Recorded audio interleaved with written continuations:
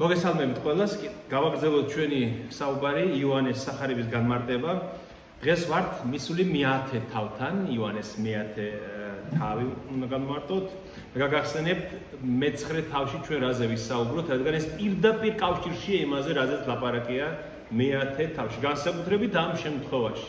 მე კიდევ ერთხელ მინდა გავიმეორო, ვინც სახარებას სწავლობს, კითხულობს, საინტერესებს, რომ თავებად დაყოფა სახარებაში თავიდან არ არსებობდა. როცა იოანე ღვთისმეტყველმა ეს სახარება დაწერა, ან მათემ, ან ლუკამ, მაშინ თავებად არ იყო დაყოფილი. ეს იყო ერთი მთლიანი თხრობა. შემდეგ დაიყო ეს თავებად შუა საუკუნეებში. ამიტომაც ჩვენ ხანდახან გონია, რომ როცა მე-9 თავი დამთავრდა, გაწყდა ამბავი და მე-10 თავი და რაღაც ახალი ამბავი იწყება. ხომ როგორც ვთქვათ ლიტერატურაშია მიღებული, მაგრამ სახარებაში ეს ასე არ არის. ამიტომაც თავებს შორის არის აბსოლუტურად ბმა გადაბმულია თავები ერთმანეთზე და ეს არ უნდა დავკარგოთ თვალთა ხედვიდან. ნახეთ, მე-9 თავში ჩვენ განვიხილეთ შობიდან ბრმა კაცის განკურნება, ხომ? ალბათ ბევრმა მოусმინეთ, ბევრი დაესწარით იმ შეხვედრას და ბოლოს ასე მთავრდება, როცა ეს კაცი დაკითხვაზე მიიყვანეს ბოლოს ფარისეულებთან, გალანძღეს ფარისეულებმა და მწიგნობრებმა და გამოაგდესო. ტაძრიდან გამოაგდეს ეს კაცი.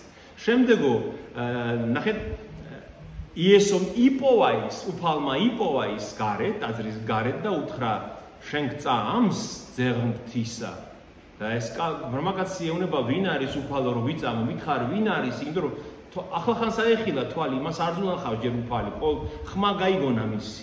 მე ვარ შენთან მოლაპარაკე, შენ გინახავს ის არის ვინც გელაპარაკება და დაეცა ეს შობიდან ბრმა განკურნებული თაყვანისცა მას. და გარკვეულწილად ეს კაცი გამოაგდეს ტაძრიდან და უფალმა ის იპოვა და მიიღო თავის სამწყსოში. ესმით? აი მე-10 თავში ზუსტად ამაზეა საუბარი, ნახეთ, მე-10 თავში. ცხოვართა ეზო, მე ამოვიწერეს თავარი ტერმინები. ცხოვართა ეზო, ცხვართან, ზოგადად ცხოვართა ეზო, კარი ცხოვართა ამ ეზოში ფარეხი ასე თქვა, ეზო ერქვა ამას, ფარეხი, ცხვართა ფარეხის კარი აქვს ერთი, ნამდვილი კარი და წყემსი კეთილი. აი ამ სამ რამეზეა ამ მე-10 თავში საუბარი და ეს ძალიან მნიშვნელოვანია. მოდით წავიკითხოთ ჯერ ჩვენ ტექსტი, პირველი ნაწილი და შემდეგ ვისაუბროთ აზია ლაპარაკი.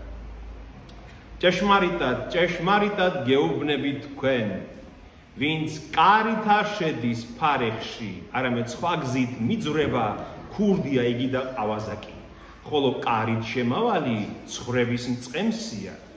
ამას მეკარეთ უღებს და ცხვრებსაც ესმით მისი ხმა და სახელით უხმობს თავის ცხვრებს და გამოჰყავს ისინი. და როცა გამოიყვანს თავის ცხვრებს, წინ წაუძღვის მათ, ხოლო ისინი მისდევენ, ვინაიდან სნობენ მის ხმას. უცხოს კი არ მისდევენ, არამედ გაურბიან, ვინაიდან ვერ სნობენ უცხოს ხმას. ესიგავი უთხრა მათ იესომ, მაგრამ ისინი ვერ მიხვდნენ, რას ეუბნებოდა მათ. ნახეთ? იგაურად ეუბნება უფალი. ვის ეუბნება? ეს ძალიან მნიშვნელოვანია. ნახეთ, ჩვენ თუ ახალი ამბის თხრობა გონია რომ მე-10 თავის პირველი მოხილ დაიწყება, გონია ვის ეუბნება? მე ვარ ჭეშმარიტად გეუბნები თქვენ, ვინც კარით არ შედის ფარეხში ეზოში, ის ავაზაკია. ვის ეუბნება? ჩვენ შეიძლება გვგონოს რომ მოწაფეებს ეუბნება, მაგრამ ნახეთ, წინა თავის მე-40 მუხში წერია, ეს რომ გაიგონეს მასთან ყოფმა ფარისეველებმა, უთხრეს მას, რომ ფარისეველებთან არის ეს ლაპარაკი. მის მოწინააღმდეგებთან არის ეს ლაპარაკი, თავის მოწაფეებთან კი არა. და მათ ეუბნება ისევ ამას. გეუბნები თქვენ, რომ ფარისევლები, ეს წიგნობრები, ეს უხუცესები იყვნენ, მთავრები იყვნენ წყემსებად მიჩნეული ისრაელში. ისინი იყვნენ ისრაელის წყემსნი. ისინი მწყემსავდნენ ისრაელის ხალხს. და ეუბნება მათ, მე გეუბნები თქვენ, ეუბნება რომ ვინც არ შედის კარიდან ეზოში, ცხვრების ეზოში, ის არის ქურდი და ავაზაკი. და ცხვრები ვერ იგებენ მის ხმას და არც მისდევენ მას. და ჭეშმარიტი მწყემსი როცა მოვა, მას მეკარეც გაუღებს კარს, ჭეშმარიტ წყემს და ცხვრებიც მის ხმას სნობენ. იმწუთში ხვდებიან, რომ ეს არის ნამდვილი მწყემსი და როგორც ცხოველებმა იციან, ხო? თავის პატრონს იმწუთში სნობენ და მიყვებიან მას და წინ წაუძღვება მას და გაიყვანს. მაგრამ მათ ვერ გაიგეს, რაზე ლაპარაკობდა იგი. და უთხრა მათ იესომ. რადგან ვერ მიხვდნენ, ახლა პირდაპირ ეუბნება იესო. უთხრა მათ იესომ, ჭეშმარიტად გეუბნები თქვენ, მე ვარ კარი ცხოვართა. თქვენ ცოტა მიაბრუნოთ, რომ აქეთად არ დაუბეროს. მე ვარ კარი ცხოვართა. ვინც ჩემს წინ მოვიდა, ყველა ქურდია და ყაჩაღი და არ უსმინეს მათ ცხვრებმა. მე ვარ კარი, ჩემით ვინ შევა ცხონდება, შევა და გამოვა და იპოვის საძოვარს. ქურდი მხოლოდ იმისთვის მოდის, რომ მოიპაროს, მოკლას, მოსპოს, ხოლო მე მოვედი, რათა გქონდეთ სიცოცხლე და სისავსით გქონდეთ ეს სიცოცხლე. მე ვარ მწყემსი კეთილი. წყემსი კეთილი თავის სულს დადებს ცხოვართათვის, ხოლო მოქირავე ვინც არის და მწყემსი და არ არის მწყემსი და ვისიც არ არიან ცხვრები, ხედავს მომავალ მგელს, მიატოვებს ცხვრებს და გარბის, ხოლო მგელი წაიტაცებს და გაფანტავს ცხვრებს. მოქირავე კი გარბის, იმიტომ რომ დაქირავებულია და არ ედარდება მას ცხვრები. მე ვარ მწყემსი კეთილი და ვიცნობ ჩემებს და ჩემები მიცნობენ მე. ნახეთ, აი გავახსნოთ ეს პირველი ნაწილი. ქრისტიანობს რომ მე ვარ მწყემსი კეთილი და მე ვარ კარი ასევე, ამ კარით ვინ შევა, გამოვა და იპოვის საძოვარს. რას ნიშნავს ახლა ეს ყველაფერი? ნახეთ, ისრაელში ეს წყემსის თემა მათთვის, ეს წყემსის სახე აბსოლუტურად ცნობილი იყო. ნახეთ, მათ ფსალმუნებში უწერიათ ეს, ნახეთ, აი 99 ფსალმუნი. აი რას ეუბნება ისრაელი ღმერთს? რომ ღმერთო, ჩვენ ერი ვართო შენიო და შენი სამწყსოს ცხვრები ვართო. 99 ფსალმუნი ამბობს. და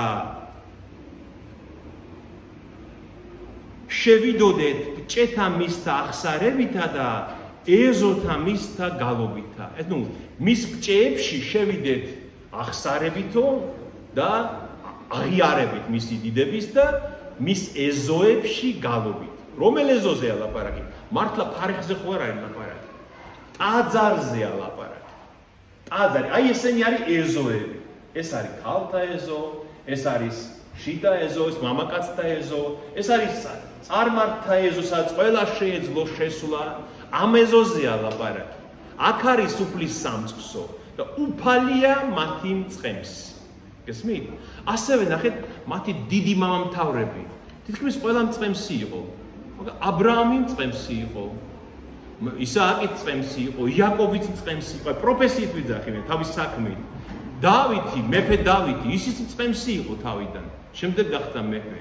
ანუ ეს მწყემსის თემა და თან ეს ყველა ეს მწყემსები იყვნენ ღვთის ხალხი.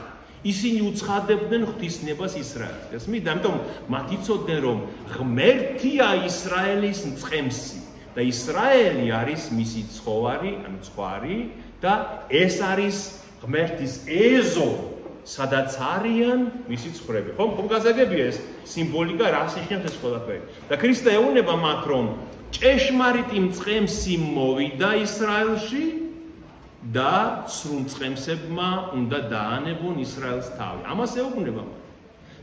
სრულ მწყემსებმა უნდა მოусმინონ ჭეშმარიტ მწყემს, რომელიც მოვიდა ისრაელში. ეს პრობლემა ისრაელში ყოველთვის იყო. ნახეთ, ძველ აღთქმაში ეზეკიელი ამბობს 34 თავში. უთხარიო მაგათო რომ რა არისო რომ მწყემსები თავის თავს მწყემსავენო. განამ მწყემსებმა ცხვარი არ უნდა დამწყსონო და ეს მწყემსებიო, ანუ ერის წინამძღოლებზე უნება. თავის თავს მწყემს, თავის თავს უვლიან მარტო და ჩემი ცხვარი უპატრონოთ არისო, მიგდებულიო, ეუბნება. ღმერთი ხედავს ამას.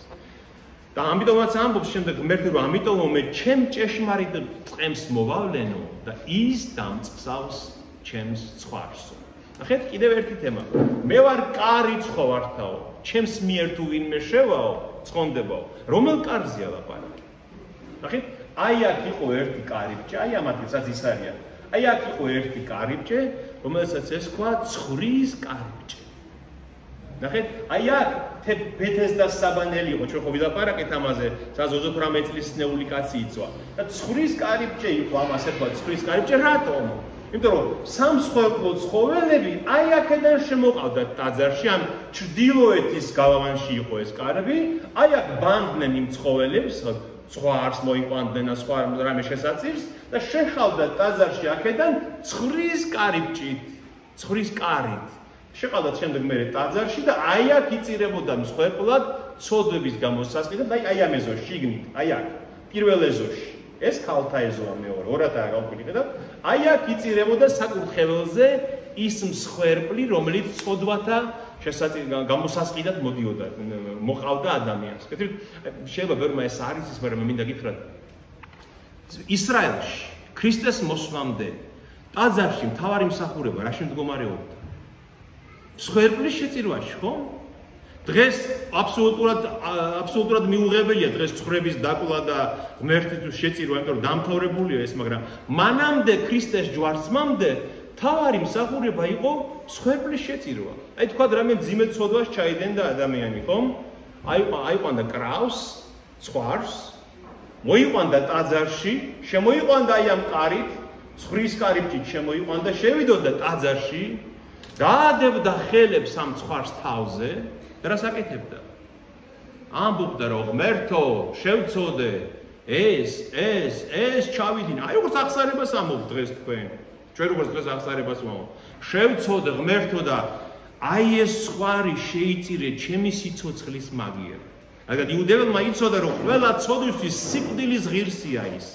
ეს არის სიკვდილის ღირსი, რადგან ღმერთის წინაშე ჩაედინა ეს ცოდვა და ასე ამბობდა რომ ღმერთო, ჩემი ცოდვები აი ამ ცხვარზე, აი ამ კრავზე, ტარიგზე გადავიდეს და ამისი სიცოცხლე შეიწირე ჩემი ცოდვების გამოსასყიდად. აი ეს იყო ღვთისმსახურება ტაძარში, ხო? გესმით და ქრისტე გამოჩნდა ბოლო მსხვერპლი, რომელმაც მთელმა კაცობრიობამ, მორწმუნე კაცობრიობამ დაადო მას ხელი ქრისტეს, გესმით? ანუ იმ ცხვარს ხო ადებდა თავზე ხელს.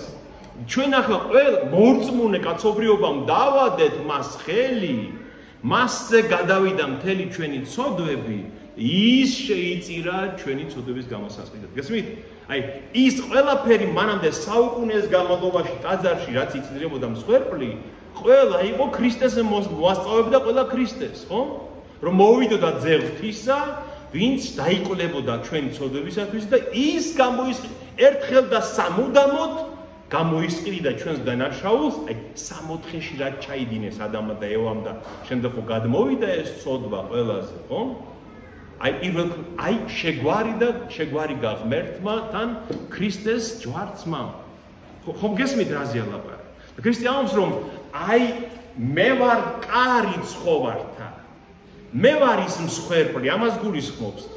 აი ამ კარით თუ ვინმე შევა ტაძარში ის ცხონდება, შევა, გამოვა, იპოვის მარადიულ სიცოცხლეს. აი ამაზეა ლაპარაკი. ნახეთ, თორე ამას ხო ერქვა ცხრის კარიბჭე და ჭეშმარიტი ტარიგი ქრისტეა. მე ვარ ეს კარი, ამბობს ქრისტე. ჩემი მსხვერპლით ვინ შევა ტაძარში, ის ჭეშმარიტად გათავისუფალია ცოდვისაგან. შემდეგ ამბობს რომ მე ვარ მწყემსი კეთილი და კეთილი მწყემსი თავის სულს დადებს ცხოვართათვის. მწყემსი კეთილი თავის სიცოცხლეს შესწირავს თავის ცხვრებს. მას უწოდებს შემდეგ ებრაელთა მიმართ ეპისტოლეში პავლე დიდ მწყემს. აი ქრისტეზე ხარებაში წერია რომ ის არის დიდი მწყემსი. პეტრე მოციქული უწოდებს სარქალსო. სარქალი ქვია წყეს მთავარი, რამოდენიმე მწყემსი 10 ანუ უფრო მეტი მწყემსი ერთიანდებოდა, ადრე როცა ფარებს ერთად აძოვებდნენ და ერთი იყო სარქალი, ანუ მთავარი მწყემსი, წყეს მთავარი. ის არის ჩვენი მწყემსთავარი იესო ქრისტე. შემდეგ მე-16 მუხლი. მე-14 მუხლი. მე ვარ მწყემსი კეთილი და ვიცნობ ჩემებს და ჩემები მიცნობენ მე. როგორც მიცნობს მე მამა, ასე ვიცნობ მეც მამას და დავდებ ჩემს სულს ცხვრებისთვის. სხვა ცხვრებით მყვანან, რომელიც არ არიან ამ ეზოსი და მათი მოყვანაც მართებს და ისმინენ ჩემ ხმას და იქნებიან ერთი სამწყსო და ერთი მწყემსი. აღარ რასამობს? მწყემსი კეთილი რატომ არის იესო? მე ვარ მწყემსი კეთილი, რატომ? იმიტომ რომ მწყემსი კეთილი ისაა, ვინც თავს შესწირავს თავის ცხვრებით. შემდეგ მანამდე ამბობს, რომ დაქირავებული ვინც არის, ანგარებით ვინც არის დაყენებული მწყემსად და არადარდებს ცხვრები, ის არაფერს არ გასწირავს ცხვრებისთვის. ეს იყო ისრაელის პრობლემა ზუსტად. მაგრამ მე ვარ მწყემსი კეთილი, რომელიც ჩემ სიცოცხლეს დავდებ ჩემი ცხვრებისთვის. ამიტომ უყვარ ვარ მე მამას, რომ ჩემ სულს დავდებ ჩემი ცხვრებისთვის. მე-17 მუხში ამბობს, აი ამიტომ უყვარ ვარ მე მამას, რომ ჩემ სიცოცხლეს შევწირავ ჩემს ცხვრებს. ახეთ, ვერავინ წაიღებს მას ჩემგან, არამედ დავდებ მას ჩემით, ხელმეწიფება მისი დადება და ხელმეწიფება მისი კვლავ დაბრუნება, ეს ცნება მიმიღია ჩემი მამისაგან. ნახეთ, ორჯერ ახსენებს ქრისტე აქ თავის მკვდრეთით აღდგომას. ნახეთ რას ამბობს? დავდებ ჩემს სულს მე-17 მუხში. დავდებ ჩემს სულს, რომ კვლავ დავიბრუნო იგი. უკვე აღდგომაზე ლაპარაკობს. შემდეგ ამბობს მე-18-ში, ვერავინ წამართლებს ჩემს სიცოცხლეს ჩემგან, მე ნებაყოფლობით ვიწირები, ამბობს ქრისტე. ქრისტე მსხვერპლი კი არ იყო ეს რაღაცა ამ ჭადრაკის დაფაზე, არამედ ის ამბობს, რომ მე ჩემი ნებით ვდებ ჩემს სიცოცხლეს თქვენს გამოსასყიდად და მე-18 მუხში ისევ ამბობ, ხელმეწიფება მისი დადება, ჩემი სიცოცხლის დადება, გაწირვა და ხელმეწიფება კვლავ დაბრუნება მის. აღდგომაზე ლაპარაკობს უკვე აქ. ის, რასაც ისინი ვერ ხვდებიან მისი მტრები. და კვლავ ჩამოვარდა განხეთქილება იუდეველებს შორის ამ სიტყვების გამო. განხეთქილება ჩამოვარდა თვითონ იუდეველებს შორის, ну იუდეველები ნიშნავს წინამძღოლებს ნიშნავს იუდეველები ყოველთვის იოანეს სახარებაში, რომ მისი მოციქულებიც ხო იუდეველები იყვნენ, მაგრამ აი ამ მართველი კლასი ვინც იყო ის სინედრიონი, მათ შორის ჩამოვარდა განხეთქილება. ზოგიერთი ამბობდა ეშმაკეულია და შმაგობს, ანუ ეშმაკეულია და ცდებაო, ანუ ცბისო. რა დუსმენთ მათ? სხვები ამბობდნენ, ეს ეშმაკეული სიტყვები არ არის, არ შეუძლია ეშმაკს თვალი აუხილოს ბრმებსო. ხო იხილეს ცოტა ხნის წინ, რომ მშობიდან ბრმას თვალი აუხილა და როგორ არის ეშმაკეული, განა ეშმაკს შეუძლია მშობიდან ბრმას აუხილოს თვალი. ნახეთ, აქ არის დაპირისპირება, სადაც შემდეგ ნაწილზე გადავართ. აქ არის დაპირისპირება ჭეშმარიტ მწყემსსა და სრულ მწყემსებს შორის, ხო? ის დრო აღსრულდა, რაც ღმერთმა თქვა, რომ აი იმის გამო, რომ თქვენ ჩემ ცხვრებს კი არ მწყემსავთ, არამედ თქვენ საკუთარ თავს მწყემსავთ, აი მინდა გაჩვენოთ ეს ადგილი იეზეკიელთან, როდესაც უფალი ამბობს 34 თავი. ადამიანის ძევ, იწინასწარმეტყველე ისრაელის მწყემსებზე, თქვიო, უთხარი ღმერთეუნება ეზეკიელს, ისრაელის მწყემსებზე, იწინასწარმეტყველე და უთხარი მათ მწყემსებს. ასე ამბობს თქო უფალი ღმერთი, ვაი ისრაელის მწყემსებს, რომლებიც საკუთარ თავს მწყემსავენ. განა ცხვარიან არ უნდა დამწყსონ მწყემსებმა, კონს ჭამს, მატყლით იმოსებით, ნასუქალს ხოცავთ, ცხვარს კი არ მწყემსავთ. დიდრდებით თქვენ ამ მწყვრებით და არ გადარდებთ მათი სიცოცხლე. გაიფანტნენ, უმწყემსოდ დარჩენილნი, მინდვრის მხეცების კერძნი გახდნენ, გაიფანტნენ. დაეხეტება ჩემი ცხვარი მთებზე და მაღალ გორაკებზე, მთელი ქვეყნის პირზე გაიფანტა ჩემი ცხვარი.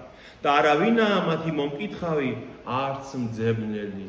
შემდეგ ქრისტე მათეს სახარების მეათე თავშია, რომ შეხედაო ქრისტემ ამ ხალხსო, აი მოვიდა ისრაელში და ისე იყვნენ როგორც გაფანტული ცხვრები უმწყემსოთო. არავინ იყო მათი პატრონიო და იმიტომაც დადიოდა 3 წელიწადი და აჩვენა ჭეშმარიტი მწყემსი როგორ ზრუნავს ცხვრებზე. ნახეთ, მათ შორის განსხვავება რა არის? გახსოვთ ის მომენტი, როდესაც ფარისევლები ამბობენ ამ უსწავლელმა ერმა, რომელმაც ჯული არის ის დაწყევლილები არიან ესე. თავის ხალხზე ამბობენ. თავის ხალხზე ამბობენ, რომ ეს ხალხი ჯულის არ მწოდნენ, დაწყევლილები არიან. შეიძლება მწყემსმა ეს თქვას თავის ხალხზე. შეიძლება მღვდელმა მრევლზე თქვას, რომ უსწავლელი დაწყებლებიან. აი ესეთი მწყემსები იყვნენ. ახსოვთ, როდესაც იუდა ნახა რომ ქრისტე ჯვარს აცვეს 30 ვერცხლი რომ მიუყარა ტაძარში, რა უთხრა, შევწოდე რომ მოგეცი ციცხვლი მართალიო. და რა შეუნებიან მწყემსები? ჩვენ რა, შენი დარდე მაგაზე. შეიძლება მწყემსმა ეს უთხრას თავის შვილს. აი ესეთები იყვნენ, ასეთი რომ არ ადარდებდა თავისი ხალხი. ამიტომაც მოვიდა ჭეშმარიტი მწყემსი. მეორე ადგილი, რომელიც აი ამ მწყემსების დაპირისპირებაზე არის ყველაზე მნიშვნელოვანი და უძლიერესი ადგილი ძველ აღთქმაში, ქრისტეს მოსვლაზე. პირდაპირ წინასწარმეტყველებს ქრისტეს მოსვლაზე, ეს არის ზაქარია წინასწარმეტყველის მე-11 თავი. მე გთხოვთ რომ შემდეგ მე ყველაფერს ამ თავიდან მე ვერ გამიხილავ ახლა, მაგრამ ზაქარიას მე-11 თავიც. აი გითხეთ, ქრისტეს მოსვლას წინასწარმეტყველებს პირდაპირ ზაქარია. ნახეთ, 5 საუკუნით ადრე ქრისტეს მოსვლამდე. აქაც მწყემსებზეა ლაპარაკი. გაისმა მწყემს და გოდებაო, ამბობს ღმერთი. რადგან გაიძარცვა მათი მშვენება, ლომთა ბრძვინვის ხმა, რადგან გაიძარცვა იორდანეს დიდება. ასე ამბობს უფალი, ჩემი ღმერთი, დამწყსე დასაკლავად განწირული სხვა. ღმერთი ხედავს ისრაელს ქრისტეს მოსვლის დროს, რომ დასაკლავად განწირულია ეს სხვარი. რადგან ჩვენ ვიცით, რომ ქრისტეს ჯვარცმიდან 40 წელიწადში ის ტაძარი დაანგრიეს, ფერფლად აქციეს ტაძარი, რომაელებმა 1 მილიონი ადამიანი გაწყდა, ებრაელი გაწყდა და ამ დროიდან აღარ არსებობს ტაძარი ისრაელში. ცოტა ხნის შემდეგ 135 წელს საბოლოოდ გაანადგურეს ისრაელი რომაელებმა და გაფანტეს მთელ სოფლიოში. იმის მერე აღარ არსებობს ისრაელი როგორც სახელმწიფო, როგორც ხალხი ერთად ცხოვრები. და ამბობს ღმერთი, ქრისტეს ეუბნება ღმერთი, დამწყსე დასაკლავად განწირული ცხვარი. მყიდველნი რომ ხოცავენ განუკითხავად და მათი გამყიდველნი კი ამბობენ, კურთხეულია უფალი, გამდიდრდიო, მათი მწყემსებიც არინდობენ მათ. ნახეთ, მათი მწყემსები არინდობენ თავის ცხვარსო და ამბობენ, დიდება ღმერთს რომ როგორ გამდიდრდი ამათ ხარჯზეო. რადგან უზარმაზარ სიმდიდრეში ცხოვრობდნენ მღვდელმთავრები და წინამძღოლები ამ დროს, ქრისტეს დროს. რადგან მეც აღარ დავინდობ ამ ქვეყნის მცხოვრებთ, ამბობს უფალი, აჰა, ჩაუგდებ ყოველ კაცს თავის თვისტომს ხელში და თავის მეფეს ხელში, აიკლებენ ქვეყანას და მე არ დავიხსნი მათი ხელიდან. აი ამ წოდვის გამო, რომ წყემსებმა უღალატეს თავის მოვალეობას, მე აღარ დავინდობ ამ ხალხს და ჩაუგდებ თავის თვისტომს ხელში. სამოქალაქო ომი იყო იმ დროს, ქრისტეს მოსვლის შემდეგ მალევე და მეფეებს ხელშიო. დაუმწყსავ დასაკლავად განწირულ ცხვარს. ამას ამბობს ქრისტე. დაუმწყსავ დასაკლავად განწირულ ცხვარს, დაბეჭავებულ ცხვარს, ავიღებ ორ კომბალს, ერთ სიამეს უწოდებ, მეორეს საკურელებს უწოდებ და დაუმწყსავ ცხვარს. შემდეგ ამბობს რომ ერთ თვეშიო მე გადავაყენებ სამ წყემსო. ერთ თვეში. ეს ერთი თვე არის ბოლო თვე, ნებიშვიდეულის თვე, როდესაც უზარმაზარი დაპირისპირებაა ქრისტეს და სინედრიონს შორის და სამი მწყემსი ნიშნავს, რომ სინედრიონში იყვნენ მღვდელმთავრები, უხუცესები და მწიგნობრები. აი სამი ძალა. სამად იყო გაყოფილი ეს სინედრიონი, 71 მღვდელმთავარი. მღვდლები, უხუცესები და მწიგნობრები. აი ამ სამივესო ერთ თვეში წავართმევ ძალასო, გადავაყენებო ამბობს ქრისტე. და შემდეგ გავტეხავ ორივე კომბალსო, ორივე კომბლის გატეხვა ნიშნავს, რომ საკრელები ნიშნავდა, რომ ერთმანეთს შორის მათ ისრაელის ტომებს არ ქონდა დაპირისპირება, ძმობა და მეგობრობა იყო მანამდე და გავტეხავ ამ საკრელებს და ერთმანეთს დაერევიან თვითონ ებრაელები და მართლაც ასეც მოხდა. აი რომ გითხარით, ალყა რომ იყო, როდესაც ანადგურებდნენ 70 წელს, როცა ანადგურებდა რომი იერუსალიმს, აი ალყა ქონდა შემორტყმული აი ამ ქალაქს. ვერ დაიჯერებთ, შიგნით სამოქალაქო ომი მიმდინარეობდა. ესმით? რომაელებს ალყა შემორტყმული აი ამ ქალაქზე ქრისტეს ჯვარცმიდან 40 წელიწადში. 70 წელს. ესენი იმის მაგია რომ გარემტერს ებრძოლონ, ერთმანეთს ებრძვიან ისრაელში, თვითონ ისრაელის თვითონ. აი საკრელები ერთმანეთს ამას გავტეხავ და ერთმანეთს დაერევით ყველანი ამბობს ღმერთი. შემდეგ მეორე კვერთხსაც გავტეხავ ეს არის სიამე რომ სხვა ხალხს უფლება მიეცემა რომ დაიპყროს ისინი და მიხვდებიან რომ დაბეჭავებული ცხვრები რომ უფლის სიტყვა ეს. და ვეტყვი მათო, აი ეს ძალიან მოусმინეთ ძალიან ყურადღებით. ვეტყვი მათ, აი ახლა კეთილი მწყემსი მოვიდა, დამწყსა ეს ისრაელი, ხოლო ზოგიერთმა მიიღო აქედან და ვეტყვი მათო, თუ გეთნევათ, ანუ თუ გნებავთ, მომეცით ჩემი გასამრჯელო. ქრისტიანობს, აი იმის გამო რომ მოვედი და მწყემსავდით 3 წელიწადი, მომეცით ჩემი გასამრჯელო, თუ არა და ნუ მომცემთ ეუბნება. და მომიწონიან გასამრჯელოდ 30 ვერცხლს. 30 ვერცხლს მომცემენ ჩემს გასამრჯელოდ. ვინ გაყიდეს 30 ვერცხლად? ქრისტე, ეს იყო ქრისტეს საფასური მათთვის იუდეველთა წინამძღოლების თვალში. თან 30 ვერცხლი იყო ძალიან ცუდი თანხა, გესმით? იმიტომ რომ 30 ვერცხლი იყო მონის საფასური. თუ ვინმე მსახურს ან მონას დააზიანებდა და აინვალიდებდა 30 ვერცხლი უნდა მიეცა იმ მონის და მსახურის საფასური და აი ეს მისცეს იუდეველებმა იუდას ზუსტად შეურაცხმყოფელი ეს თანხა მიუწონეს გესმით ამ კეთილი მწყემსის საფასურზე დაფასურებ მითხრა უფალმა ჩაყარე ისინი საგანძურში საუკეთესო საფასურია ხოლო როგორ დავფასდი მათგან მეც ავიღე 30 ვერცხლი და ჩავყარე უფლის სახლის საგანძურში ვინ ჩაყარა ეს უფლის სახლის ყულაბაში იუდამ მიიტანა და აი ტაძარში დააბნია უფლის სახლის საგანძურში დაყარეო და იუდა მართლაც მივიდა და უფლის სახლის საგანძურში დააბნია ეს 30 ვერცხლი და ამის შემდეგ უფალი ამბობს რომ რადგან უარყვეს მათ კეთილი მწყემსი ამიერიდან ბოროტი ანუ ანტიქრისტე ბოროტი მწყემსი მოვა და ის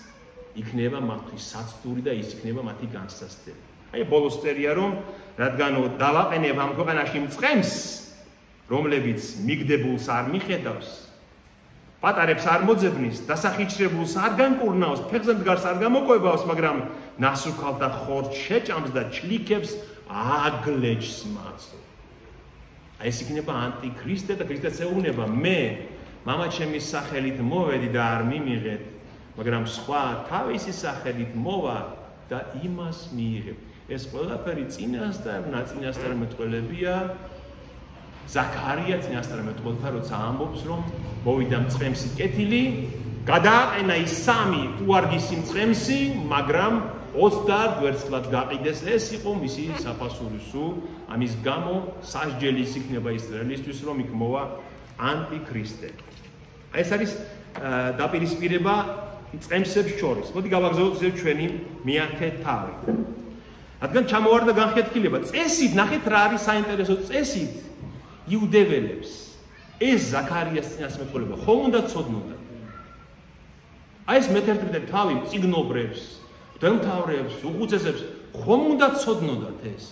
თავისთავად უნდა ცოდნოდათ, მაგრამ ისე იყვნენ დაბრმავებულნი ამ სიბოროტით რომ ვერ ხედავენ. ამიტომაც ამბობს ქრისტე რომ აი ამ სიბოროტის გამო დავაბრმავებ, ამბობს უფალი და ხედავენ, მაგრამ ვერ დაინახავენ. და იყო განხეთქილება მათ შორის, რადგან ზოგი ამბობდა რომ ეშმაკეულია იგი და ზოგიერთი ამბობდა რომ შეუძლებელია ეშმაკეულს არ შეუძლია ამას ასეთი რამეების მოხდენა. რა გასult ნიკოდემოსი ზოგიერთი მათგანი ვახეთ ეს სინედრიონის წევრებზეა ლაპარაკი. ზოგიერთი მათგანი ხედავდა მასში, ცნობდა მას, რომ ეს უნდა იყოს მესია, ეს უნდა იყოს ქრისტე. გასულ ნიკოდემოსი რომ მოვიდა ქრისტესთან რას ეუბნება? მოძღვარო, ვიცით რომ ღმერთისგან ხარ მოსული, იმიტომ რომ არავის შეუძლია იმ სასწაულთა ქმნა, რომელსაც შენ აკეთებ. მაგრამ მაინც სიბრმავე სჭარბობს მათ. ხოლო ახეთ 22 თავი უკვე. ახეთ 22 თავი უკვე რამდენი ხნით გვაშორებს იმ ამბავს. ეს საუბარი ფარისეულებთან ისევ კარობის დღესასწაულს ეკუთვნის, რომელიც იმართებოდა სექტემბერ-ოქტომბრის პერიოდში დაახლოებით და 22 თავში წერია რომ დადგა განახლების დღესასწაული, იყო ზამთარი. ანუ სათბურება ერქვა ამ ქართულში განახლების დღესასწაული. ეს იმართებოდა დეკემბერში. ანუ რამოდენიმე თვე გავიდა და იოანე განაგრძობს რამოდენიმე თვის შემდეგ. განახლების დღესასწაული დეკემბერი, ხანუქას დღესასწაული. დღეს რომ ებრაელები ხანუქას დღესასწაული, ეს არის განახლების დღესასწაული და ეს თუმცა არ შედიოდა იმ 7 დღესასწაულში, რომელიც ებრაელებს ჰქონდათ, რომელიც ბიბლიაშია მიცემული მოსეს ჯულში, მაგრამ ეს არის მეორე საუკუნეში დაწესებული დღესასწაული, როდესაც მათ განწმინდეს ტაძარი. ანტიოკე ეპიფანე იყო ესეთი სირიის მმართველი, ალექსანდრე მაკედონელის შემდეგ ხომ გაიყო 4-ად ალექსანდრე მაკედონელის სამეფო და ერთ-ერთი იყო ანტიოკე ეპიფანე, მათი მისი მემკვიდრე და მან დაიპყრო ისრაელი, იერუსალიმი და შეურაცხყო ტაძარი. ღორი დააკვლევინა საკურთხეველს. და დიდი კატასტროფა მოხდა და ებრაელები აჯანყდნენ, მაკაბელები აჯანყდნენ ამ დროს. მატათია იყო ასეთი მაკაბელი და ყავდა 5 ვაჟი მას და ისინი აჯანყდნენ და ჩაუდგნენ სათავეში აჯანყებას და გაათავისუფლეს ისრაელი ასურელებისაგან და აკურთხეს თავიდან, განწმინდეს ტაძარი და აკურთხეს თავიდან ტაძარი. ეს არის განახლების დღესასწაული და ისევე დღესასწაულობდნენ 8 დღის განმავლობაში, როგორც კარვობის დღესასწაულს. ნახეთ, ამიტომაც იოანე კარვობას პირდაპირ აბავს ამ განახლების დღესასწაულს, იმიტომ რომ ეს ორი დღესასწაული ერთმანეთს გავს. ამხაც ლამპრებით იყო დღესასწაულობდნენ ამას 8 დღის განმავლობაში და იყო ეს დღესასწაული ზამთარია უკვე და ქრისტე იესო დადიოდა ტაძარში სოლომონის ბჭესთან. სოლომონის ბჭე იყო აი ეს ადგილი, აი აღმოსავლეთის მხარე, ეს არის სამხრეთის მხარე, ეს არის ჩრდილოეთი, აი აღმოსავლეთ. აქეთ იყო ზეთისხილის მთა. აი აქეთ ხარ. და აი ეს სვეტებიანი ბჭე იყო აი აქ, ღია. აქეთ მხარესაც, როგორც იქით არის და აი ამას ერქვა სოლომონის ბჭე და ამ სოლომონის ბჭეში დადიოდა იესო და ასწავლიდა ხოლმე იქ, საერთოდ უყვარდა მას იქ ყოფნა და იქ იკრიბებოდნენ მისი მოციქულები და ასწავლიდა მათ. გარს შემოერტყნენ იუდეველები და უთხრეს მას, სანამ დის გაგვიმწარებს სულს, თუ შენ ხარ ქრისტე, გითხარი ნათლად. ან პირდაპირ გითხარი, ოდემდე გაგვიმწარებს სულს, გითხარი თუ შენ ხარ ქრისტეო. მიუგო მათ იესომ, გითხარით და არ მერწმუნეთ. საქმენი, რომელთაც ვიქ მამის ჩემი სახელით, თავად მოწმობენ ჩემთვის. მაგრამ თქვენ არ აქცამთ ჩემი, ვინაიდან არ ახართ ჩემი ცხოვართაგანი, როგორც გითხარით თქვენ. ნახეთ, ქრისტეს ლოგიკა როგორია, კაცო. იუდეველები მივიდნენ და უთხრეს, თუ შენ ხარ ქრისტე, გითხარი პირდაპირ. აი, როცა ადამიანს არ უნდა ირწმუნოს, 1000 მიზეზს იგონებს. ნახეთ რა ხდება? ხშირად ეუბნებიან მას, გვიჩვენე რაიმე სასწაულია. ხო მოგისმენიათ ეს? გვიჩვენე ნიშანია ახდენ სასწაულს ან ნიშანს არ სჯერათ. ნახეთ 5000 კაცის დაკურება, კეთროვანის განწმენდა, შობიდან ბრმის თვალის ახელა, უამრავი სხვა ძლევამოსილი სასწაულს აჩვენებს, არ უნდათ ამის დანახვა. ეუბნებიან, გითხარი პირდაპირ თუ შეხან ქრისტეო. ეუბნება პირდაპირ, არც იმის გაგონება უნდა. ჩვენ წინა თავში რა ვნახეთ, მერვე თავში მე და მამა ერთი ვართ, ხო ამბობს. აბრაამსა უწინარეს მე ვარ. იმ ღმერთის სახელს ამბობს, ხო? მარადიულად ყოფი ღმერთის სახელს. პირდაპირ ეუბნება, არ უნდა, ვითომ არ ესმის. საქმეებს თხოვენ, აკეთებს საქმეებს, არც საქმეების დაჯერება. ამიტომაც ქრისტე ეუბნება მათ, რომ საქმეებს, რომელსაც მე ვაკეთებ, ამის საფუძველზე თქვენ უკვე უნდა დარწმუნებული ყოფილიყავით, რომ მე ვარ. მაგრამ არ გწამთ ჩემი, არ ახართ ჩემი ცხოვართაგანი, როგორც გითხარით თქვენ. თქვენ არ ახართ ჩვენი სამწყოსისაგან. რას ნიშნავს ეს? აი, ნახეთ, ეს აბსოლუტურად თითქოს გონებით მიუწვდომელი ამბავია, აი მე-6 თავში წერია, მე-6 თავის 27-ე მუხლში. ყველაფერი რაც მომცა მამამ, ჩემთან მოვა და ვინ ჩემთან მოვა, მე არ გავაგდებ მას ჩემგან, ამბობს ქრისტე. ანუ ყველა მორწმუნე, რომელიც ქრისტესთან მოდის ქრისტეს წამთ, ვისგან არის მოცემული? მამა ღმერთისგან. ეს რატომ ხდება ესე? საიდან ხდება? ხშირად გაუგებარია. ალბათ მამა ღმერთი, წინასწარ იცის ადამიანის გული, ვინ როგორ ეძებს ღმერთს, ან ვინ რა ერთგულებით და რა სიწმინდით ეძებს ღმერთს და წინასწარ მამა ღმერთი ხედავს მათ გულებს და მამა ღმერთს მოყავს მორწმუნე იესო ქრისტეზე. ამას ქრისტეს სიტყვებია, ნახეთ, ვინც რაც მომცა მამამ, ჩემთან მოვა. ან ყველა ადამიანი, ვინც მომცა მამამ, მოვა ჩემთან და ვინ ჩემთან მოვა, არ გავაგდეთ მას ჩემგან. და ისინი ამათეუბნება, თქვენ არა ხართ ჩემი ცხოვართაგან. იმიტომ არ გწამთ, იმიტომ არც საქმის დანახვა არ გინდათ, არც სიტყვის მოსმენა დაჯერება არ გინდათ, რომ თქვენ უბრალოდ არა ხართ ჩემი სამწყსოსი. აი ასე იყოფა დღესაც ხალხი. დღესაც ასე იყოფა ხალხი. ზოგიერთი უბრალოდ არ არის მისი სამწყსოსი. იმიტომ რომ არ უნდა მას თვითონ და მამა ღმერთმაც იცის მისი გული და არ მოყავს ის ქრისტესთან. გესმით? აი რატომ რჩება ზოგი ურწმუნო? აი რა არის ამის პასუხი? რატომ რჩება ზოგი ურწმუნო და ურწმუნოდ კვდება?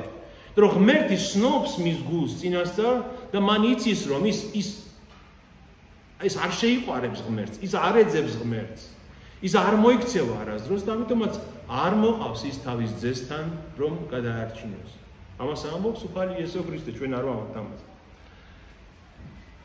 მამა ჩემი რომელიც და მე მათ ნახეთ 22 და 29 მუხლი არის ძალიან მნიშვნელოვანი, განვიხილოთ ახლა ჩვენ ეს.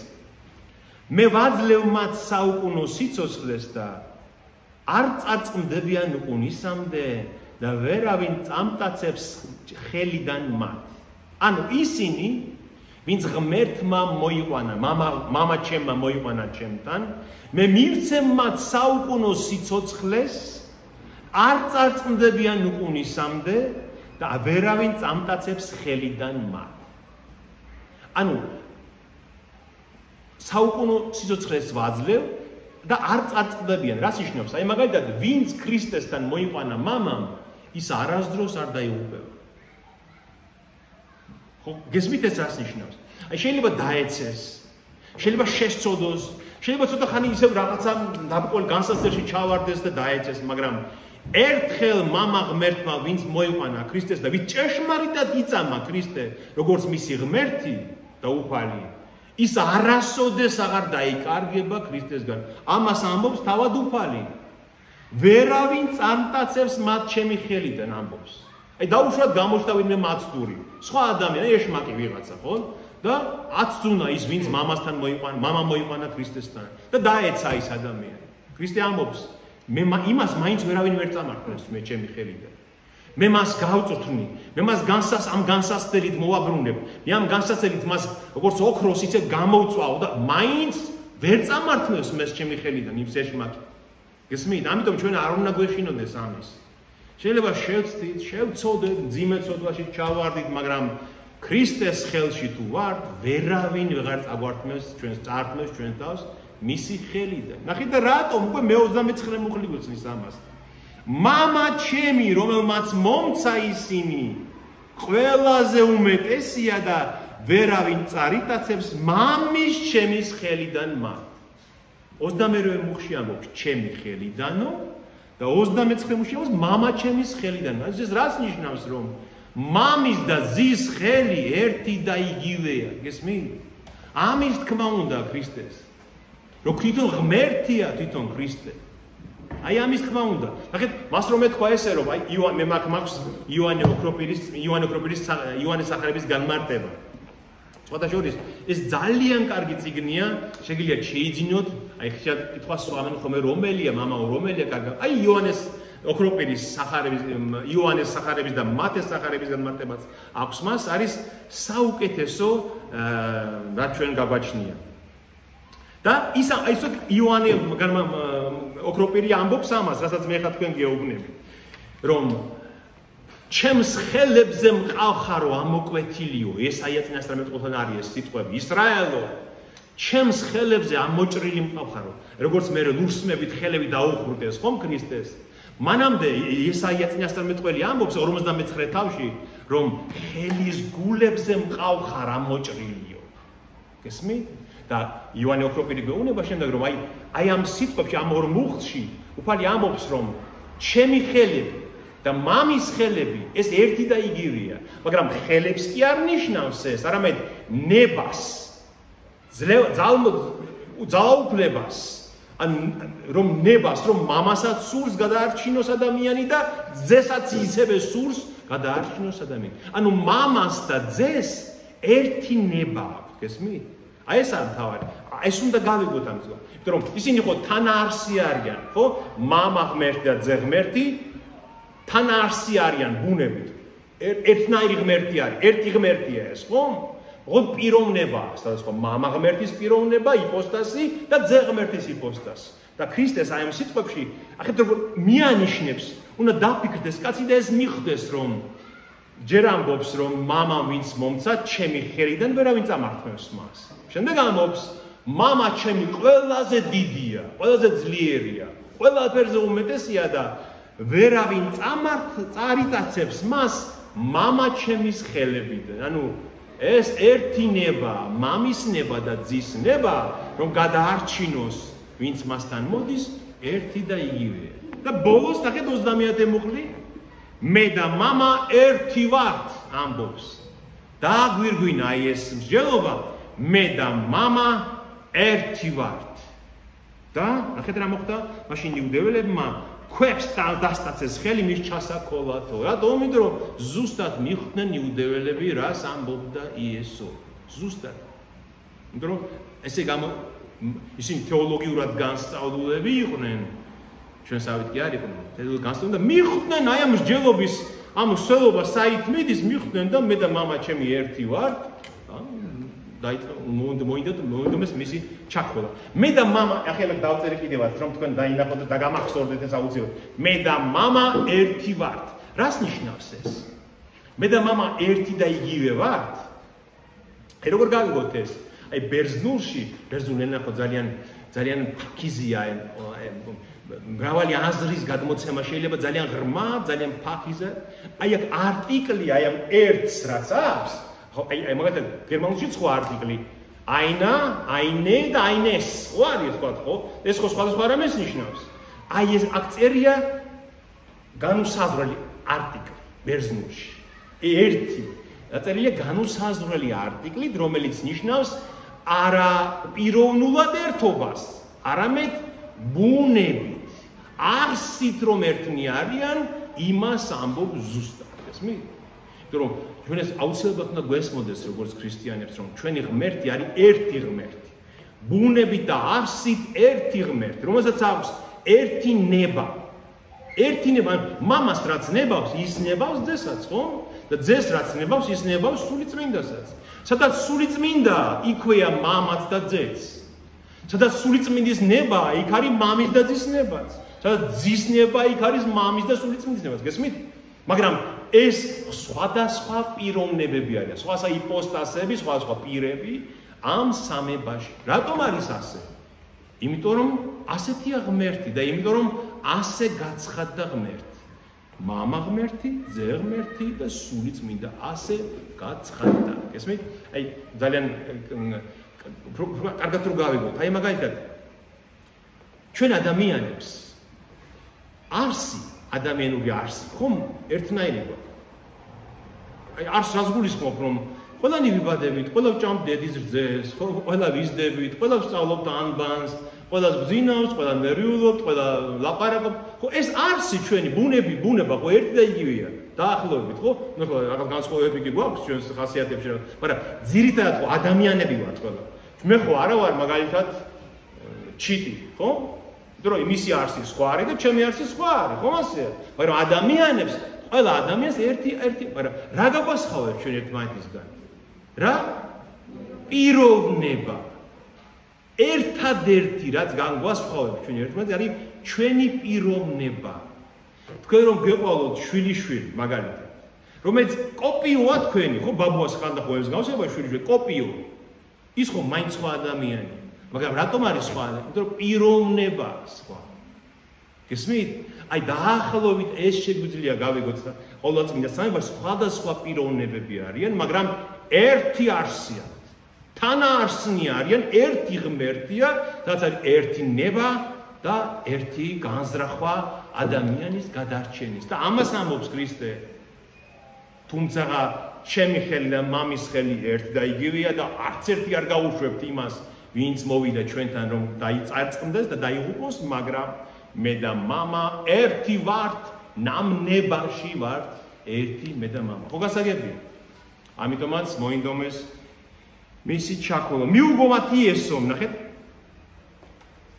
მიუგო მათ იესომ მრავალი კეთილი საქმე გაჩვენეთ თქვენ მამის ჩემის მიერ, რომელი მათგანისთვის მიპირებ ჩაქოლვას. ნახეთ როგორია უფალი ჩვენი, რომ ქვები აიღეს უნდა მოკლან და როგორ მშვიდად ეუბნება. არ ეშინია მას. მან იცის, როცა ჟამი მოვა, ის შეიწირება მსხვერპლად.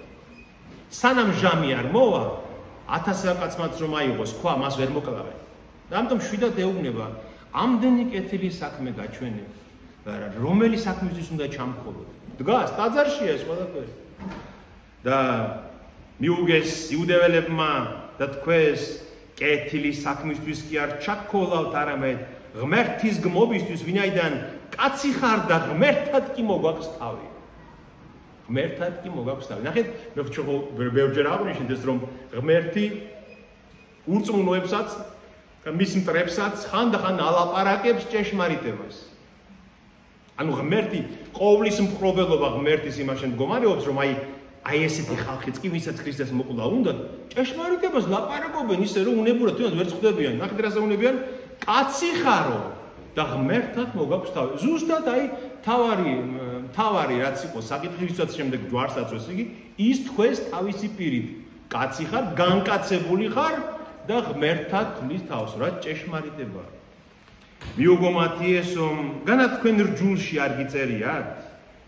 მე ვთქვი, ღმერთები ხართ და თუ ღმერთები უწოდა მათ, ვის მიმართაც იყო უფლის სიტყვა, ხოლო წერილი დაურღვეველია. მას ვით წმინდა ხო მამამ და მოავლინა ამ ქვეყნად, ეუბნებით ღმერთს აგმობო, რა გიყავ თქვი მე ვარ ძეღმთისა? თუ არ ვაკეთებ მამის ჩემის საქმეს, ნუ მერწმუნებით და თუ ვაკეთებ, მე რომ არ მერწმუნოთ, საქმეებს მაინც ერწმუნეთ, რათა ცნოთ და ირწმუნოთ, რომ მამა ჩემშია და მე ვარ მასში. ანუ მამა ჩემთან არის, ძველ ქართულში ესეა და მე მისთანა. ანუ ნახეთ, იგივე სამუდრას თქო მე და მამა ერთი ვართ, იგივე სამობს აქ იმეორე. ნახეთ და ახლა ეს მსჯელობა რაში მდგომარეობს? უთხრეს რომ კაცი ხარ და ღმერთად მოგვაქვს თავი. ნახეთ, მათ რჯულში ეს ებრაელებს საკმაოდ კარგად ჰქონდათ შეთვისებული, რომ თავის თავს ღმერთებს უწოდებდნენ გარკვეულ შემთხვევაში. ებრაელისთვის ძალიან ეს იყო, ასე ვთქვათ, მისაღები და მათ სიამაყესაც გარკვეულ წასისქვილზე წყალსასხავ, სიამაყის სისქვილზე წყალსასხავდა. აი მაგალითად, მიდრაშში წერია, მე შემიძლია ეს ადგილიც გიჩვენოთ, შემდეგ მიდრაშში წერია, ანუ მათ რაბინულ განმარტებაში რჯულის, რომ ღმერთთანო რომ მივაო სიკვდილის ანგელოზიო და ეტყვისო ღმერთო რატო შემქმენიო მეო, ანუ სიკვდილის ანგელოზი მივა ღმერთთანო, ერთ-ერთი რაბინი ამბობს მათი, რატო შემქმენიო ღმერთო, ის ეტყვის მეო შენ სხვა ხალხებისთვის შექმენი, ხოლო ჩემი შვილებისთვის, ებრაელებისთვისო არაო, ისინი არ მოკვდებიან, ისინი ღმერთებად შევქმენი მეო, უკვდავებად შევქმენი, ასე ჯეროდათ მათ გესმით? სიკვდილის სხვას ეკუთვნის, სხვისთვის არის, მაგრამ ესენი ჩემი შვილები არიან და ღმერთებად შევქმენი მე ისინიო. 91 ფსალმუნი, აი რასაც ისინი აქ, რასაც ქრისტე აქ ციტირებს, რაც უნდა მე ხომ თქვი ღმერთები ხართ, ეს არის 91 ფსალმუნი. შემოდით წავიკითხოთ, რას ამბობს ეს ფსალმუნი. მე ვთქვი, ღმერთი ამბობს, ღმერთნი სამე ხართ და შვილნი მაღლისანი თქვენ ყოველნი, თქვენ ღმერთნი ხართო და შვილნი მაღლისანი ყოველნიო. ხოლო თქვენ ვითარცა კაცნი მოსწყდებით და ვითარცა ერთი მთავარეთაგანი დაეცემით. რატო ეუბნება ამას? იმიტომ რომ დასაწყისში ასე არის, რომ ღმერთი ჩადგა ღმერთების შესაკრებელში და მოხდა ღმერთთა განკითხვაო. ღმერთების შესაკრებელს ისინი ეძახდნენ იუდეველები რას? სასამართლოს. სინედრიონის სასამართლოს ეთქვა ღმერთთა შესაკრებელი. იმიტომ რომ მათ ღმერთის სამართალი, როგორც ჩვენ ამბობთ დღეს რომ სულიწმინდის მადლით გამოგვაქვს რაიმე დადგენილება, ხო ამბობთ ხოლმე ჩვენ აი შეიკრიბა საეკლესიო კრება და სულიწმინდამ გადაწყვიტა ჩვენი პირით, ხო ამბობთ ხოლმე?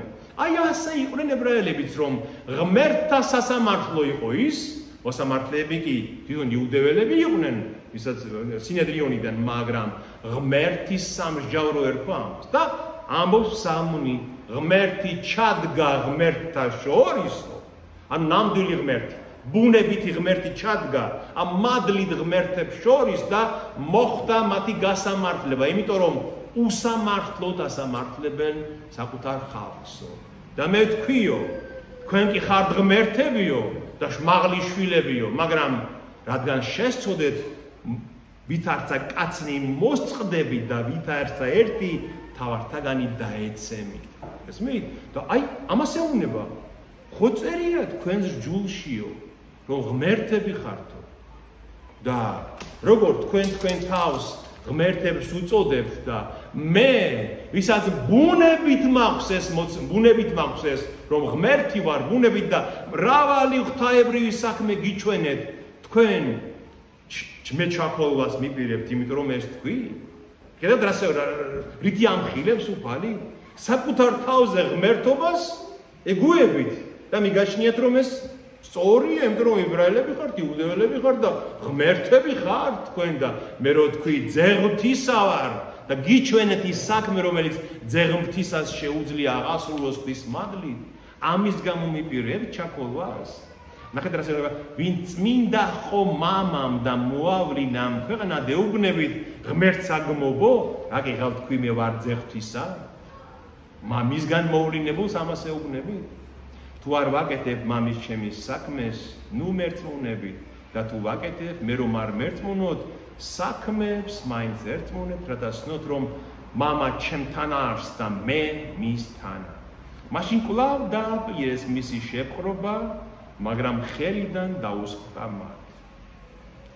ხელიდან დაუსხდა მათ, როგორ დაუსხდა ჩვენ ეს არ ვიცით, არ ამბობს იოანე, მაგრამ როგორც ჩანს, სანამ არ მოვა მისი ჯვარცმის დრო, ვერავინ ხელს ვერ შეახებს მას. და გავიდა იორდანის გაღმა იმ ადგილას, სადაც უწინ ნათელს სცემდა იოანე და დარჩა იქ. გავიდა პირეა ერქვა იმ ადგილს, იორდანის გაღმა ერქვა იმ ადგილს პირეა და იქ დარჩა. გაერიდა იუდეას, ამ იერუსალიმს, აი ამ აურზაურს, აი ამ ბოროტებასაც იქ დუღდა გაერიდა, გავიდა ისევ ისაიას დაიწყო იორდანი იოანე ნათლისმცემელი სადაც ცხოვრობდა, იორდანის გაღმა გავიდა და დარჩა იქ. და მრავალნი მიდიოდნენ მასთან და ეუბნებოდნენ რომ იოანეს არ მოუხდენია არავითარი სასწაული, მაგრამ ყველაფერი რაც თქვა მისთვის მართალი იყო და მრავალმა ირწმუნა იქ მის. ნახეთ, იოანეს შრომამ გამოიღო ნაყოფი. ბევრი იქ მიდიოდა იესოსთან და ამბობდა რომ იოანე კი წინასწარმეტყველი იყო დიდი და მას არაფერი სასწაული არ მოუხდენია გარდა იმისა რომ ნათელს სცემდა ხალხს და ქადაგებდა ქრისტეს მოსვლას, მაგრამ ყველაფერი რაც თქვა ქრისტეზე, აი ამ იესუაზე მართალი იყო. რასაც ხედავენ მის საქმეებს და მრავალმა ირწმუნა იქ მისი. ნახეთ, ეს არის რაც ჩვენ ახლა ნახეთ, ეს საუბარი ფარისეველებთან, ეს აი ბოლოს სათბურებაზე, ანუ ტაძრის განახლების დღესასწაულზე, ხანუქაზე, ეს არის ქრისტეს ბოლო საჯარო გამოსვლა. ბოლო საჯარო სიტყვა ტაძარში, ამის მერე იგი აღარ ელაპარაკება მათ საჯაროდ, ბოლოს შედის ის უკვე დიდებით იერუსალიმში და ტაძარში ხდება ბოლო დაპირისპირებანი. ფაქტურად ის დროა, როდესაც მათ ისინი ხედავენ, თვალები აქვთ, მაგრამ ვერაფერს აღარ ხედავენ, ყურები აქვთ, მაგრამ უკვე არაფერი აღარ ესმით, დააბრმა და დააყროვა იგი ღმერთმა ამ ბოროტებისათვის. რა არის ამ თავში, ამით თავდება ეს თავი, ჩვენ უკვე ბოლოში ვართ. რა არის ამ თავში ის, რაც ჩვენ უნდა იყოს აქ, იყოს. რა არის რაც უნდა აუცილებლად დაგჭეს აქედან. ნახეთ. ძველი ტაძარი ეს არის ცხოვართა ეზო. სადაც არ იყვნენ ჭეშმარიტი მწყემსნი ისრაელის თავს. აი ამას ამბობს ქრისტე. რაც ნაწინასწარმეტყველებიო, რაც მე თქვი, ხო? ეზეკიელთან, ზაქარიასთან, რომ აი ამ ეზოში ცხოვართა ეზოში, სადაც უფლის ხალხია და უფლის ერია, წყემსები არ ასრულებენ მის მოვალეობას. ამიტომ ამსუფალი მე მოვავლენ ჩემს ნამდვილ წყემს, დავითის ძეს ამბობს, მოვავლენ ჩემს ნამდვილ წყემს და ის დამწყსავს ჩემს წყემს და. ნახეთ, აი როგორც ის ბრმა შევიდა ტაძარში, გამოვიდა და საძოვარი პოვა, ხო? ანუ ქრისტეს წმენით იპოვა ისეთი საძოვარი, რომელიც აღარ გამთავრდება არასოდეს. ასევე უფალმა აი ამ ტაძრიდან შესული ხალხი გამოიყვანა აქედან და მისცა მათ დაუსრულებელი მარადიული საძოვარი. საძოვარი ხომ სულიერ საკვებს ნიშნავს, ხო? აი ამაზე აქ ლაპარაკი, რომ აი ამ კარით შემოვიდა თავად უფალი. ანუ ამ კარით მსხვერპლს ნიშნავს. ამ კარით შემოვიდა უფალი, ქრისტეა ის მსხვერპლი, რომელიც თაიცაცონ შევიდეთ სარწმუნოებაში. ამიტომ ვამბობთ ჩვენ რომ აი ბიბლიაში ძველი აღთქმაც მნიშვნელოვანია და ახალი აღთქმაც, ხო?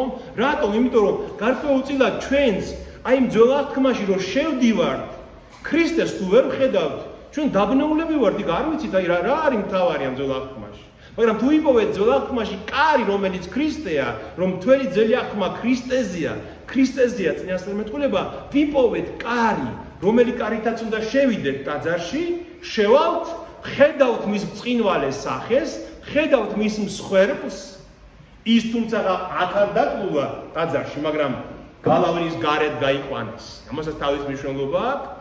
დავინახეთ ის მისი სახე, გამოვედით აი ამ ტაძრიდან და ვიპოვეთ ის მარადიული საძოვარი. არა ტაძარი, არა მსხვერპლი, არა რაიმე საკურთხეველი, არამედ ის უსასრულო მარადიული სიცოცხლე, რომელიც მოგვცა ღმერთმა. აი ამაზეა ლაპარაკი, რომ წყემსი კედილი წაუძღვება. ნახეთ, წყემსები წესით ხო უკან მიყვებიან ფარას.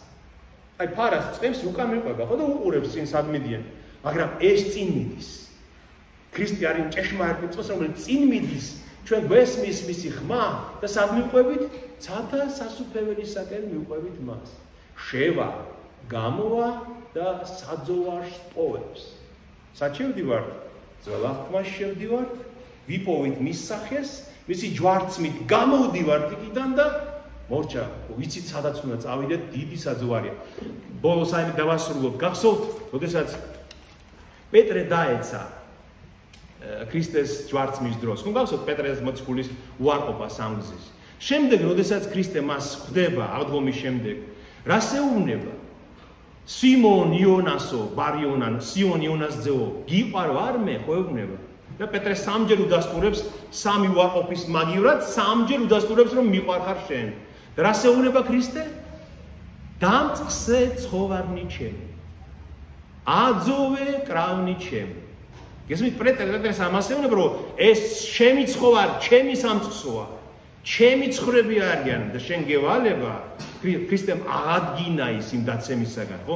პეტრე ხო განადგურებული იყო, პეტრე აი ამ შეცდომის გამო და მან უკვე საჯაროდ თავის მოციქულებიც იქ არიან, ჯერ ცალკე ელაპარაკა პეტრეს უფალი, ცალკე აღწერილი რომ ცალკე შეხვდა პეტრეს, შემდეგ უკვე საჯაროდ მოციქულების თვალწინ აღადგინა და თქვა რომ პეტრე ისევ პეტრეა და დავალება რა მისცა პეტრეს? დამწყსე ჩემი ცხვრები, აძოვე ჩემ კრავებს. აი ესაა მთავარი, გესმით? ყველა ქრისტიანის მოვალეობა ეს არის. ვინც კი რამე შეიცნო, ვინც კი რამე შეიმეცნა, მას უნდა ესმოდეს რამდენად მნიშვნელოვანი და ძვირფასია ღმერთისთვის მისი სამწყსო, მისი ცხოვარნი, რომ არ ეპატიება არავის ერთი ცხოვარის დაბკოლება, მაინც თქვა თავისი უღირსი ქრისტიანობა. ეს ძალიან მნიშვნელოვანია.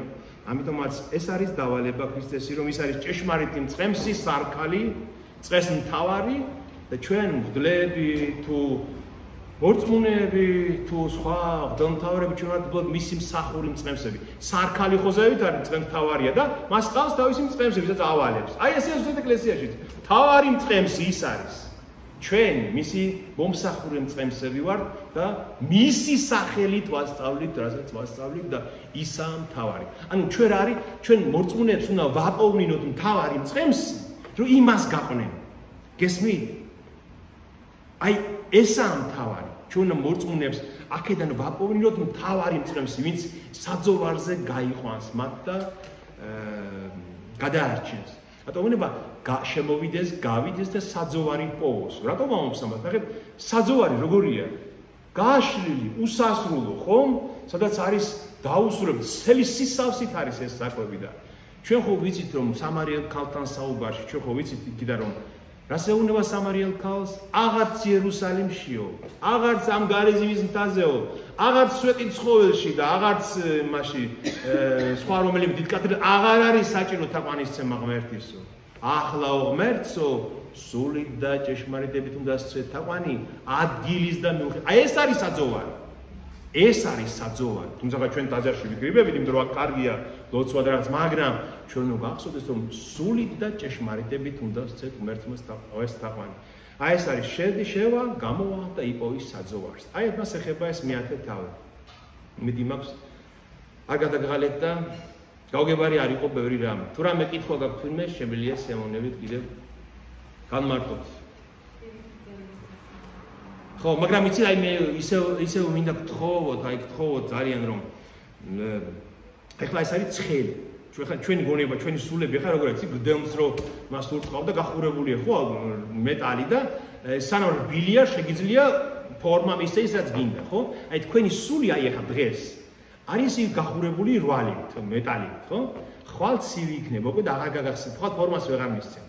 ამიტომ დღეს აი სანამ თბილია და გახურებული ხარ, რომ იხვალ სახში, აუცილებლად კიდევ ეს მეათე თავი წაიკითხეთ. ყველაფერზე და აი რა თქვით, დღეს რა იყო, რაზე ვილაპარაკეთ, გაიხსენეთ ყველაფერი და ეს უკვე აი როგორც იმ გახურებულ მეტალს ფორმას მისცემს და არასდროს აღარ შეიძლება რო გაცივდება ამას ხო ვეღარ გაღუნავ. გესმით? აი ზუსტად ესე მუშაობს ჩვენი სული.